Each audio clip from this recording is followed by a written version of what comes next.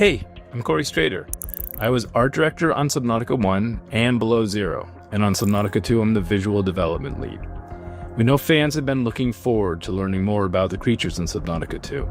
So in this dev video, we want to take you through the process of how we create a creature from the very beginning all the way through the various stages of development. We're going to show you how we created the collector Leviathan, starting at the beginning with the concept art. The visual design for this Leviathan started with multiple rounds of quick, low-detail thumbnail sketches. Here we're focused on exploring a wide range of shapes and silhouettes. It was important to find a look that both aligned with the design brief and was distinct from the Leviathans in our previous Subnautica games. Out of all these designs, this Cthulhu-inspired beast resonated with the team. There's 4 tentacles to grab, crush, swat, and terrify players. The next pass, though still rough, reworked the head and body and added some color and patterning. We wanted to move it further from the giant squid look and add an element of surprise to the design, so we explored having the body split open to reveal a glowing internal structure. Further refinements and iterations on various elements followed. Explorations of different looks for the internal structure, mouth anatomy, head patterning, and deadly tentacle tips. Eventually, we ended up with this final concept of the Leviathan and all of its nightmarish glory. As a final note, the concepting doesn't always stop once a creature has entered production. At multiple points after the first pass on the model had been done, and we'd had a chance to see it in game, we did paintovers to improve the head patterns and rework the mouth design. Hope you enjoyed this look at how we concepted the collector Leviathan.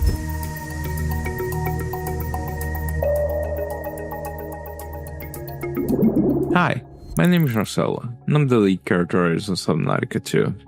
And today, I'm going to give you guys a quick glance behind the curtain on the process of modeling the collector Leviathan. As with pretty much all creatures that we make, it starts out as a single sphere, that I then start modeling its shape.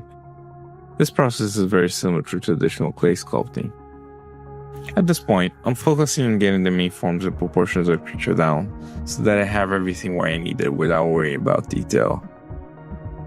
This is by far the most important part of the whole process, where I establish a strong base that I can build upon.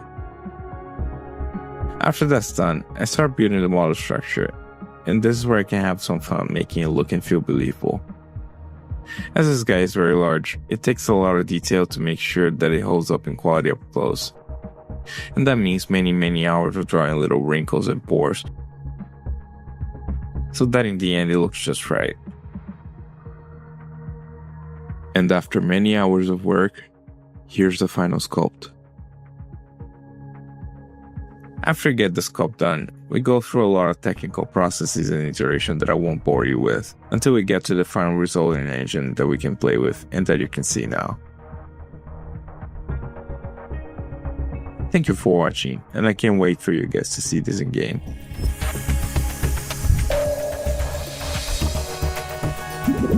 Hey everybody, my name is Colin Knippel. I'm the principal animator on Subnautica 2. I've been with the studio since Natural Selection 2, and I was lead animator on the past 2 Subnautica projects.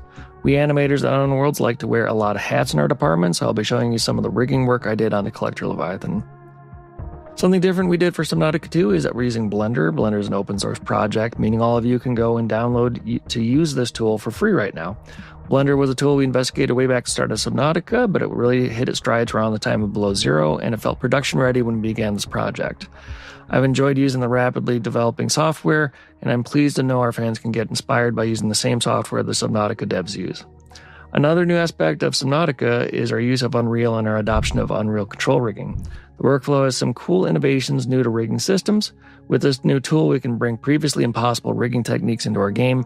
I love learning new systems and seeing what I can get out of them, so this has been a lot of fun for me. What control rigs have allowed us to do is build our cinematics within our game world. With this, we can build nuanced and exciting cinematics faster than we could have dreamed with our previous tools. These new tools will allow us to push cinematics and creature interactions to a new level of immersion.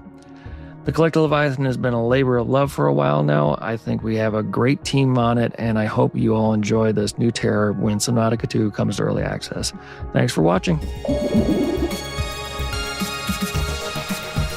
Hello, my name is Stefan Sorensen, and I am the Senior Technical Animator on Subnautica 2. And in this video, we're going to discuss the tentacle animation tech that I worked on for the Collector Leviathan. So To start off, for its general movement, the tentacles operate within Unreal's physics system. I set up how the tentacles react and simulate within the world with an aim to give a sense of weight and flow within water and making them feel more grounded and realistic within the world. Now, one of the challenges was to have the player or vehicle interact with the tentacles while they were simulating. So additional animation technologies were leveraged, such as physical animation and control rig. This allowed that to take place. Finally, a custom-built synchronization system for animation for the complex interactions when the tentacle grabs the player or vehicle. When all the systems are working together, this provides a fairly cool visual experience for the collector Leviathan when it grabs the player. Hi everyone, I'm Lewis, designer on Subnautica 2, currently focusing my work on Leviathans in the game. Here I will walk you through some of the process for developing one of our main Leviathans, the collector. The first step is a design document where ideas are outlined for achieving the desired challenge level and emotional tone. Here, I detailed the sequence for when the collector has grabbed the player and is about to swallow them whole, using storyboards and references to complement the detailed brief. Because of my past experience as an animator, I was also able to jump in and help out with some of the animations on the creatures as well, including this one. This sequence was done directly in Unreal, using its native animation tools. After putting in the main poses and deciding on the overall beats, I can start refining my animation curves, which track the position, rotation, and scale of every part of the rig. After days of fine-tuning, incorporating feedback, and the occasional raging of my screen, I handed off the finished file to be incorporated into the game. Of course, animation is only part of it. Visual effects, sound effects, simulations, these are all layered by other team members to enhance the moment. On the implementation side, we used lots of built-in Unreal tools such as the behavior tree. However, our engineers also provide custom-made tools based on design needs, providing extensive control over every element of the behavior. From general conditions under which the creature appears, to its speed and weight, to its moment-to-moment decision-making, based on the environment as well as the player's actions, every aspect is accounted for. As you can see here, it's spotted the player from afar, and now that it's close enough, well, dinner time. It's always so satisfying to see all the elements come together after months of hard work alongside talented colleagues. And the Leviathans make this extra special. I really can't wait for everyone to experience the end result. Hi, I'm Lauren Nadal. I'm a VFX artist on Subnautica 2. Here you can see me prototyping the Leviathan's mood feature using shaders in Unreal Engine 5. VFX has to translate the gameplay into visual cues for the player, but also it needs to sell the idea that this is an alien creature, not just a gameplay element. Let's take a look at its exhaust vents. Different layers of a particle system create this effect. We ask questions like, is this emitting energy? Does it need more bubbles? We start from a simple base and then we continue to iterate until the final product you will get to see in the game. Thank you for watching and see you soon.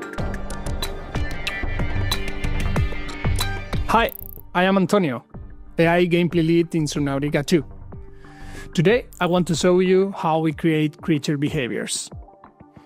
We use what we call classic AI. Here, you can see Unreal Engine behavior trees. In this demo, I want to distract the Leviathan with flares. To achieve that, I will be using our stimulus system. As you can see, it's pretty easy to add nodes, conditions, and connect them like a flowchart.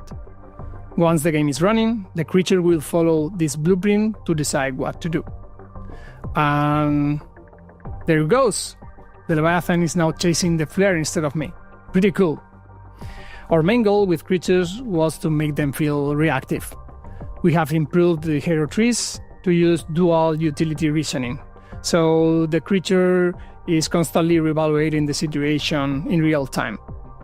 Of course, it is difficult to process all this information. We have developed powerful debugging tools so designers can actually see what's happening. Can't wait for you to discover all the cool behaviors we have created. Thanks for watching.